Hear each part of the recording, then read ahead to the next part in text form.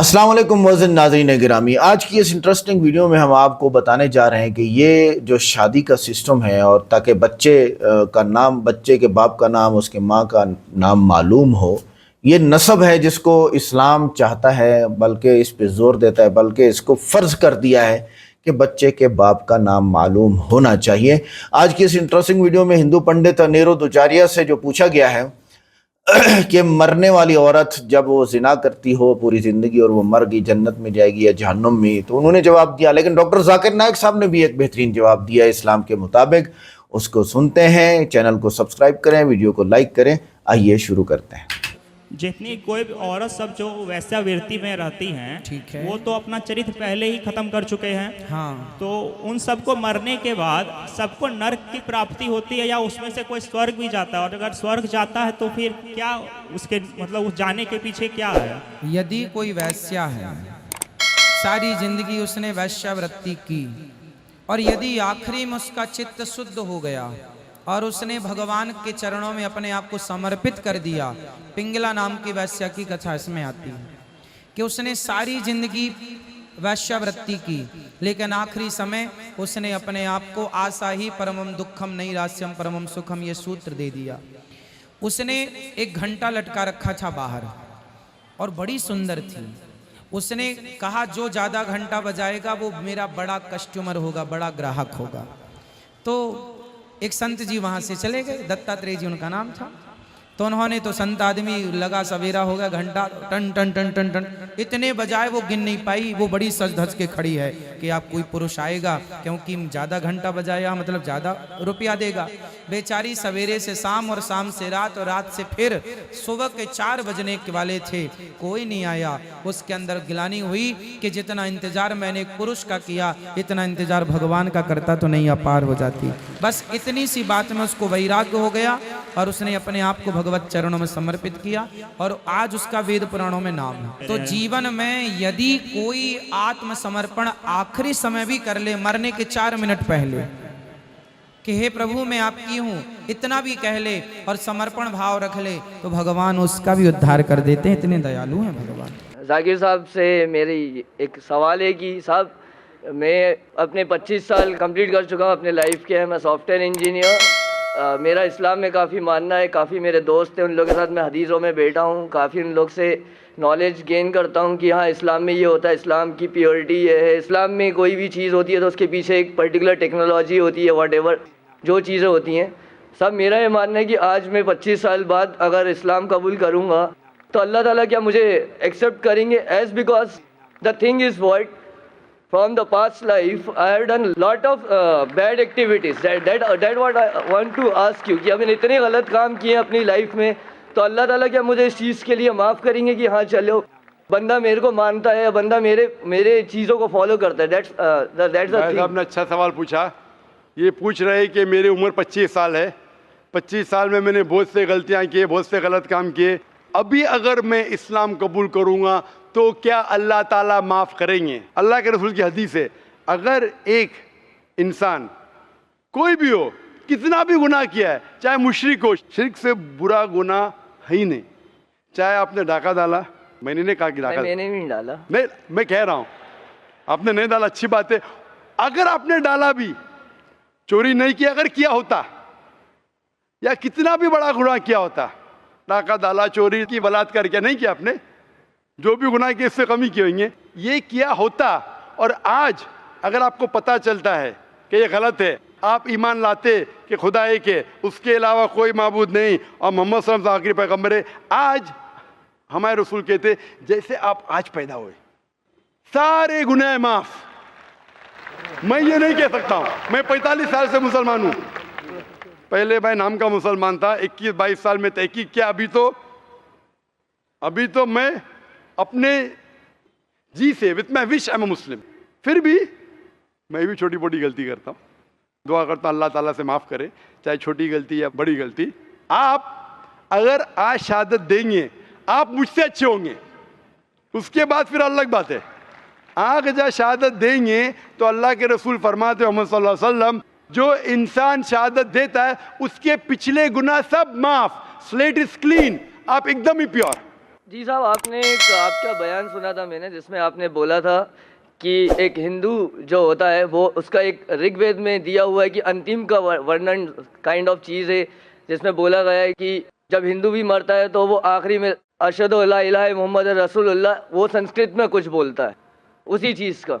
तो साहब मेरा ये कहना है कि एक इंसान जो मर रहा है at the end of his life है, वो अगर उस टाइम पे अल्लाह ताला को मान रहा है तो क्या अल्लाह ताला उस टाइम पे उसको इस्लाम कबूल करवाएंगे, या अल्लाह ताला मानेंगे कि वो इस्लाम का बंदा है? अच्छा सवाल है। सवाल है कि अगर एक इंसान मर रहा है फिर इस्लाम कबूल करता है, इसकी कबूलत होंगी कहने। सबसे बड़ी मिसाल है फ़िरौन की। फ़िरौन एक ऐसा इंसान था जो अपने आप को खुदा समझता था, बहुत ताकतवर था, बहुत पैसे वाला था। जब वो जाता है मूसा अलैहिस्सलाम के पीछे तो मूसा अलैहिस्सलाम आसा डालते, लाठी डालते और दरिया दो हिस्से में हो जाती है। वो जाते, जब फ़िरौन फॉलो करता है तो दरिया वापस से जुड़ जाती है। फिर वो बोलता है अल्लाह ला इलाहा इल्लल्लाह। जब एक इंसान मरते हुए आखिरी वक्त में अगर ईमान लाएगा तो ईमान उसकी कबूल नहीं होती, क्योंकि वो मर रहा है इसलिए। लेकिन वो जब मौत आने से कुछ देर पहले भी किया तो कबूल है, लेकिन मौत जब आना शुरू हो जाती है फिर ईमान लाए तो वो डर से कर रहा है। तो साहब अगर ये जैसे बोला जाता है कि आप इस्लाम नहीं, आपने इस्लाम नहीं कबूल करा तो आपको दोज़ख की आग में जलाया जाएगा और you will not get the जन्नत, ये चीज़ बोली जाती है। तो इस केस में सर क्या डर के आपको इस्लाम कबूल करना चाहिए कि हाँ मुझे जन्नत नहीं मिलेगी इसलिए मैं इस्लाम कबूल करूँ? तो इस्लाम कबूल चाहे डर के कबूल करे, चाहे मंतिक से करे, लॉजिक से करे, जो भी है, लेकिन मौत आपको आई नहीं अभी ना। मौत आना शुरू हो जाती है, सांस लेना शुरू किया, मरने वाला है, कभी आप डूब रहे तो फिर बहुत लेट है। लेकिन आपको पता है मौत आने वाली 5 दिन बाद, पता नहीं, कोई इंसान नहीं कह सकता कभी मरेगा। मरना शुरू हो गया उस टाइम लाया तो बहुत लेट है। तो इसीलिए अगर आप जीते जागते आज आपको पता चल गया क्या भाई इस्लाम सही, फिर आप बोलेंगे अभी क्यों इस्लाम कबूल करूँ, अभी शायद मैं और 10 साल जीऊँगा, 20 साल में स्लेट क्लीन होगा, अभी कबूल करूँगा, शायद छोटी मोटी गलतियाँ करूँगा, प्रॉब्लम में आऊँगा। ये आप प्लानिंग कर रहे हैं अल्लाह के खिलाफ। ऐसे प्लानिंग में कल मर जाएंगे दोज़ख। तो उससे अच्छा कबूल करो, स्लेट क्लीन करो, छोटी मोटी गलतियां माफी मांगो, माफ करेगा अल्लाह। आप समझ रहे ना? तो ये प्लानिंग आपको यकीन हो गया, फिर बोले मैं अभी क्यों कबूल करूं, 10 साल बाद करूंगा, अभी तरह ऐश करूंगा, शराब पीऊंगा, मस्ती करूंगा। आपको पता नहीं कब मरने वाले, मस्ती करते करते मर गए तो गए, फिर टू रिस्की। अभी कबूल करो, छोटी मोटी गलती फिर भी अल्लाह ताला माफ करेगा, दुआ मांग सकते हैं, अल्लाह रहमान रहीम है। आप समझे ना? तो अगर यकीन हो गया कबूल करो। और सर जैसे मैं सर 5 वक्त नमाजी अगर नहीं हो पाया, इन केस नहीं हो पाया 5 वक्त नमाजी, क्योंकि इतने जल्दी जैसे आज मैं करता हूँ, तो सर वो भी एक गुनाह ही होगा कि आज मैंने इस्लाम कबूल किया। आपने अच्छा सवाल पूछा है, अगर 5 वक्त नमाज नहीं पढ़ सका तो क्या होगा? अल्लाह ताला फरमाते हैं सूरह निसा में, सूरह नंबर 4 आयत नंबर 116 में, और सूरह निसा चैप्टर नंबर 4 आयत नंबर 48 में, कि अल्लाह ताला कोई भी गुनाह माफ कर सकता है लेकिन शिर्क नहीं माफ करेगा। बाकी गुनाह कितने भी करो, अगर अल्लाह चाहे तो माफ कर सकता है। सर शिर्क में तो अपनी बुत परस्ती आती है ना सर? जी बिल्कुल, बुत परस्ती आती है। तो शिर्क अगर किया तो अल्लाह ताला माफ नहीं करेंगे। आप शिर्क से बचे, बाकी गुनाह अल्लाह ताला चाहे तो माफ कर सकता है। लेकिन अगर आपने इस्लाम कबूल नहीं किया, नमाज पढ़ो ना पढ़ो जहन्नम।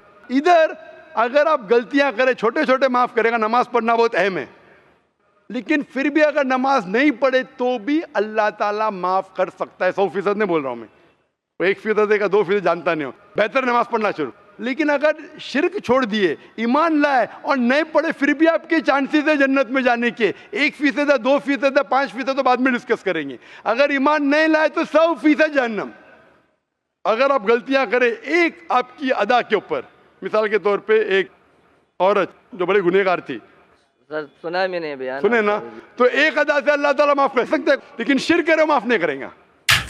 तो नाजरीन, यहाँ पर जो बातें आई हैं सामने कि शिर्क माफ़ नहीं होगा, ये हकीकत है। और मूसा अलैहिस्सलाम का वाक़या भी सामने आया कि वो मरने लगा तो उसने उस वक्त कहा कि मैं मूसा अलैहिस्सलाम के रब पर ईमान लाता हूँ। उस वक्त का ईमान भी कबूल नहीं है। तो यहाँ पर हर मज़हब में ज़िना हराम है, ये बात याद रखिएगा आपको। और क्योंकि नस्ल का मालूम होना चाहिए, पीढ़ी का मालूम होना चाहिए कि ये किसका बच्चा है। और ज़िना को जो है वो बहुत बड़ा गुनाह है, इसको राइज किया जाए कि ये बहुत बड़ा गुनाह है। और पैदा होने वाले बच्चे का बाप मालूम हो सके, ये उस बच्चे से पूछें जिसके बाप का पता नहीं है, वो हरामी है, उसके ऊपर कितनी बड़ी मलामत होती है, माशरे के अंदर उसे एक्सेप्ट नहीं किया जाता। हज़रत मोहम्मद सल्लल्लाहु अलैहि वसल्लम ने इरशाद फरमाया कि सातों ज़मीन और सातों आसमान उस शख्स, उस मर्द और औरत पर लानत करते हैं जो ज़िना करे, और जो है वो जहन्नम में उनकी शर्मगाहों की बदबू इतना फैलेगी कि सारी जहन्नम वाले भी जो है वो परेशान हो जाएंगे। इस तरह अगर कोई काफिर ज़ानी है, मर्द है या औरत है, वो इस्लाम ले आए, उसके सारे गुनाह माफ़। ये तो इस्लाम का एक बहुत बड़ा ज़र्फ़ है। अबू हुरैरा रज़ी अल्लाह अन्हु फरमाते हैं कि ज़िना करते वक्त आदमी के दिल में ईमान नहीं होता। नबी अलैहिस्सलाम ने इरशाद फरमाया चोरी करने वाले के चोरी के वक्त भी ईमान नहीं होता, और इसी तरह कत्ल करने वाले के दिल में भी ईमान नहीं होता। एक और साहबी ने अर्ज़ किया कि या रसूलल्लाह मुझे ज़िना की इजाज़त दे दें, मैं फ़हाशी करूं। तो नबी अलैहिस्सलाम ने फरमाया क्या तुम अपनी माँ बेटी के साथ किसी को ज़िना करने की इजाज़त दोगे? तो वो खामोश हो गया, और ऑब्वियसली ये बात है कि मैं हूँ या कोई भी हो इसका जवाब नहीं दे सकता। आगे फिर फरमाया कि मरते वक्त, मौत के वक्त ईमान लाना, इस बारे में जो है वो क्या है इस्लाम के अंदर। देखें, जिस दिन वो मर रहा है उस दिन का इस्लाम कबूल नहीं है, या जिस दिन वो मर रहा है उस दिन की तौबा भी कबूल नहीं है। अगर करता है तो अल्लाह के साथ हम उम्मीद कर सकते हैं कि भी हाँ माफ़ कर देगा, उससे पहले तौबा करें। मरते वक्त तो तौबा कबूल है ही नहीं। इसी तरह जो है वो मरते वक्त कलमा पढ़ लिया तो चाहे वो जितना बड़ा गुनहगार है, तो मुसलमान था, इस्लाम वाली ज़िंदगी गुजारी है, तो ज़रूर अल्लाह की ज़ात से उम्मीद है। बल्कि नबी अलैहि सल्लम का इरशाद है जिसने मरते वक्त कलमा पढ़ा वो जन्नत में जाएगा, कन्फर्म है ये बात। इवन के मरते वक्त जिन हिंदुओं की रूह कब्ज़ नहीं होती, तकलीफ़ में होते हैं, तो हिंदू कलमा पढ़ाते हैं। ये तो कई वीडियोज़ हमारे सामने आ चुकी हैं ताकि इसकी रूह निकल जाए। ये तो कई वीडियोज़ आ चुकी हैं। लिहाजा इस्लाम की हकानियत यही है कि इस्लाम ही अल्लाह के यहाँ कबूल है। वीडियो आपको कैसी लगी लाइक करें, चैनल को सब्सक्राइब करें। चलिए मिलते हैं नेक्स्ट वीडियो में। अस्सलाम वालेकुम।